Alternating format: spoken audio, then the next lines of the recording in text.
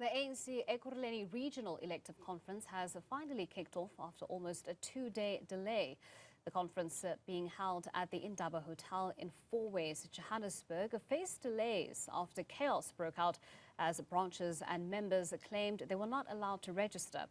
Gauteng ANC chairperson David Makhura lashed out at members for the lack of unity being displayed leading up to the conference. The ANC is also set to hold a media briefing on its policy discussion documents for economic transformation and battle of ideas later this morning. For more on this, we're joined by political analyst Dr Zamo Mbandlwa. He joins us now. Thank you so much for joining us this morning, Dr Mbandlwa. Now, David Makhura, the Gauteng ANC chairperson, as you know, described the regional conference as, being shameful, even going as far as to describe it as a war zone, really trying to depict those chaotic scenes that we've been seeing. And I wonder, are we getting a glimpse of just how divided the region really is and perhaps just how untenable things have become in Ekurhuleni? Thank you so much, Dozo, for inviting me. Indeed, this is a very serious story or serious activities that are taking place in the ANC. But before we take a look at what is happening at Ekurhuleni, let's look at the ANC holistically abroad in the country. Mm-hmm. What is happening in Ekurhuleni is something that was expected because of the two factions of the ANC. And remember, some of these factions have been in power for quite a long time. So because the ANC of today is different compared to the ANC that have liberated people in South Africa. Now, when you or your friends are in leadership, so it means that you have a proximity to resources, government resources. You have a proximity to access tenders or to access businesses or to access employment opportunities.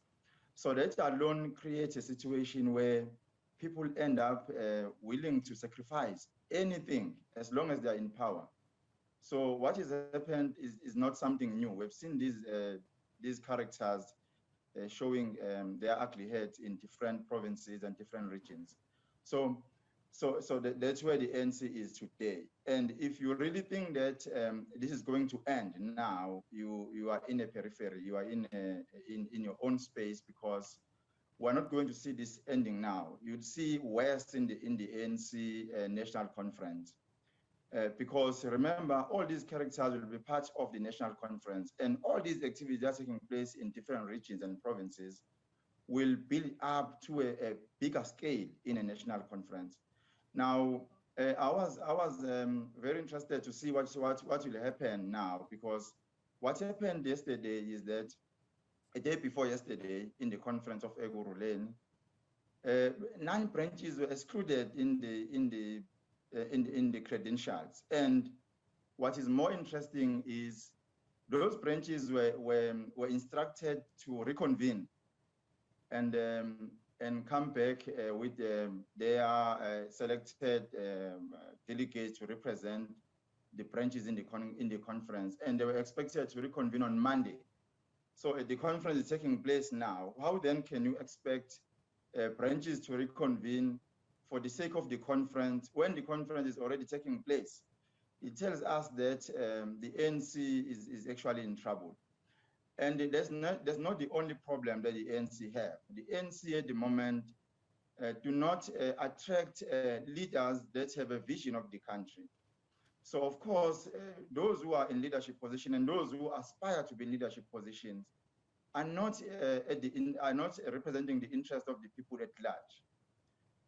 They want to access leadership positions so that they can equip themselves, their friends, their family members. If you look at areas where people have made promises, and up until today, it's very sad that in every election times, people will go to the same community, make promises that they've made in the past 15 years.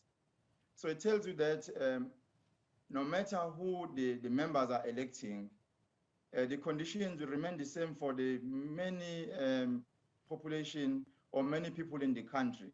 Only those who are few, who have a proximity to leadership and resources will have access to to a better life. So this is what is happening in the ANC at the moment, and I don't think even if the systems of the ANC, they are flawed. Mm. So no matter who you elect as the leader, you will see these characters, and you'll see, because when you are in the leadership position, you have access to resources. Mm. So no one will ever want to be out of leadership, because they will lose whatever they are receiving at the moment. Right. And this is what is happening in Ekurhuleni as well. Right. As you've mentioned, we've seen delays over disputes play out at a number of these conferences so far. You have warned that we're likely to see this continue right up until the National Elective Conference. The other troubling element here, Dr. Mbandlwa, is the fact that policy discussions, very important conversations around the vision and ideas for the organization, are supposed to be taking place during these conferences as well. One gets the sense that delegates, that officials at these congresses are not at all interested in having, proper policy discussions and actually having conversations about how to move the South African people forward. I mean, yesterday we had ANC Gauteng chairperson David Makhura talk about how, these are individuals who are supposed to lead communities, but they're a lot more interested in, lodging disputes than in actually having conversations, policy discussions on how to move the communities they serve forward. Exactly. You see, I said earlier on, the ANC of today is different from the ANC that have liberated people of South Africa. In the past, we saw the ANC that was able to deliberate on various issues that were intended to liberate the people and to empower the people of South Africa economically. But today, we don't have, they don't have conferences where there's a battle of ideas, where people deliberate on various ideas. But their main motive at this point is to elect the leadership. Once they elect the leadership, you can even tell in what is happening in various regional conferences and provincial conferences. They fight over credentials for forever.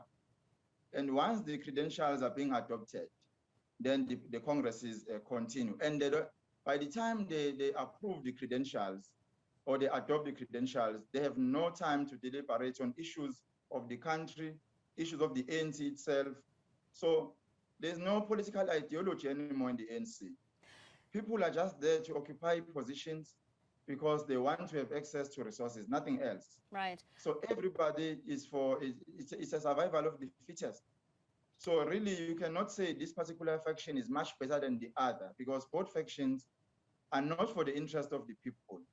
If really you say between the two factions of the ANC, the one that is aligned to RET and the one that is aligned to CR17, if you say they are for the interest of the people, go and look at the communities, go and look at the townships, go and look at the rural areas, go and look where people are living in deep poverty conditions, and tell me what they have done, both factions. And that's why I say the ANC have to reshape itself, and we cannot, they're not really say the only way for them to win against poverty or to change the economic situation is to fight for those who are corrupt.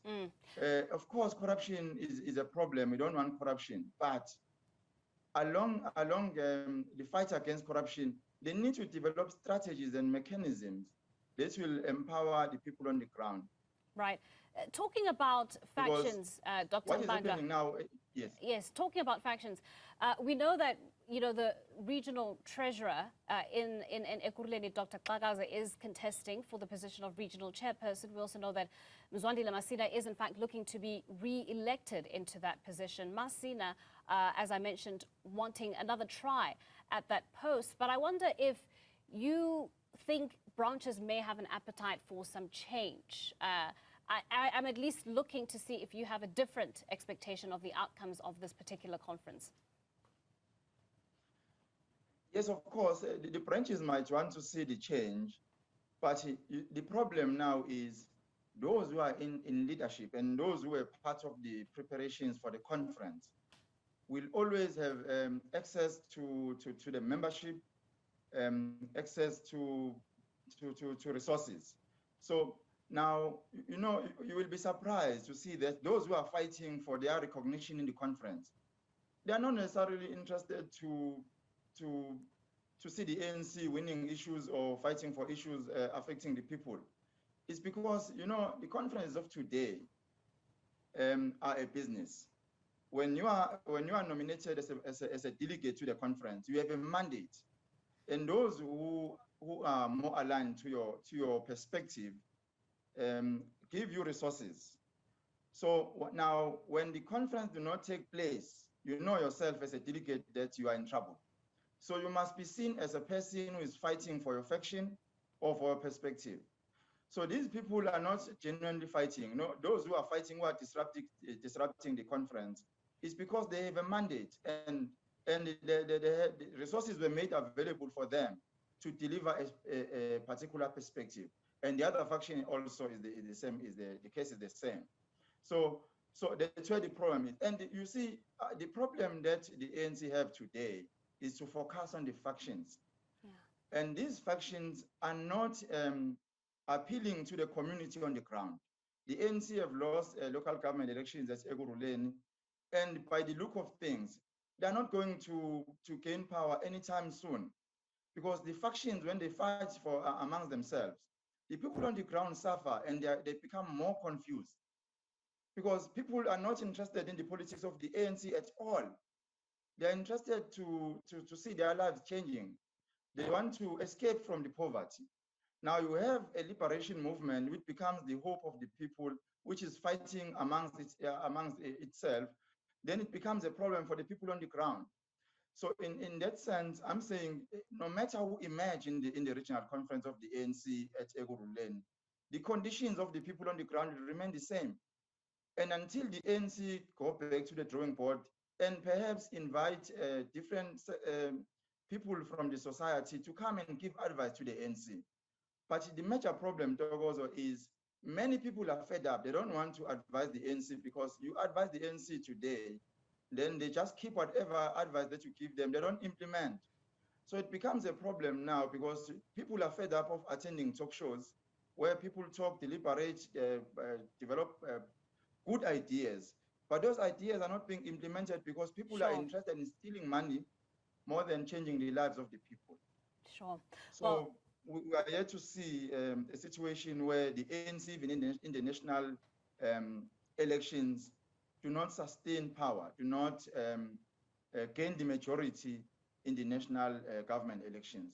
And I don't know whether the current leadership in the ANC, in the province and regions and national, are able to see what is happening, or else they are living in their own space, because the characters that are emanating now in regions and provinces tells you that there's a serious problem in the ANC. right. And Dr. And the Mbandlwa, ANC, yes. yeah, we are going to unfortunately have to leave it there. But thank you so much for coming onto the program and sharing your insights with us. That was a political analyst, Dr. Zamo Mbandlwa, talking to us there about the 8th ANC Ekurhuleni Regional Conference currently taking place. Now,